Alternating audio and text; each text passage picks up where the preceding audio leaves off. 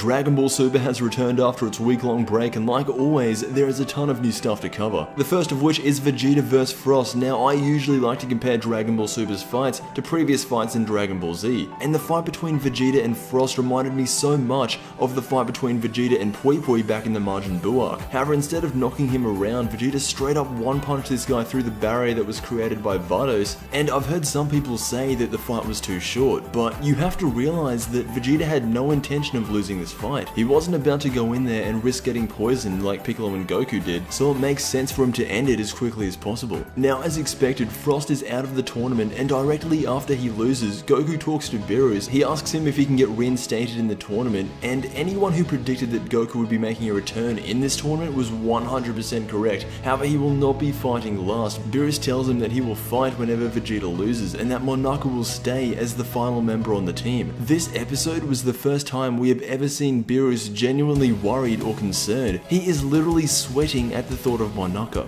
We then hear Whis say, "When are you planning on revealing Monaka's true identity?" And this could mean anything. To be honest, I've already gone on record saying that Monaka will be powerful, but now I'm thinking that he's on the same level as Beerus or Champa, if not higher. There would be no reason Beerus would be full on sweating if number 1, Monaka wasn't more powerful than him, or number 2, Beerus went into another universe to get him. Maybe Monaka isn't actually from Universe 7 and Beerus fought him while he was in another universe, let's say for example Universe 3. That could be the reason as to why he doesn't want Goku or anyone besides Whis to know his true identity. This is a topic I want to come back to, so I'll leave it there. Just know that Monaka is looking deadly. Getting onto the actual topic of this video, we have Magetta vs Vegeta, and so far this fight has been done really well. I wouldn't go as far to say it's the best fight in the series because we've had fights like Goku and Beerus at the beginning of Super, but hands down this is the best fight in the tournament so far. Unlike Frost and Botamo, Magetta is actually strong. He is unlike anything we have ever seen in Dragon Ball, and I'm not gonna lie, when I originally saw his design, I was turned off because I was under the impression that he was a robot, and I just wouldn't have liked the concept of robots competing with gods. However, it turns out that his race is actually just made of metal, and I can see them doing something super cool here. Imagine if they came out and said that the materials that make up Magetta's home planet and his race is actually Kachin. For anyone that doesn't know what Kachin is, it was introduced when the Supreme Kai suggested to test the limits of the Z-Sword. It is known as the hardest metal in the universe, and considering most of Vegeta's attacks aren't doing anything,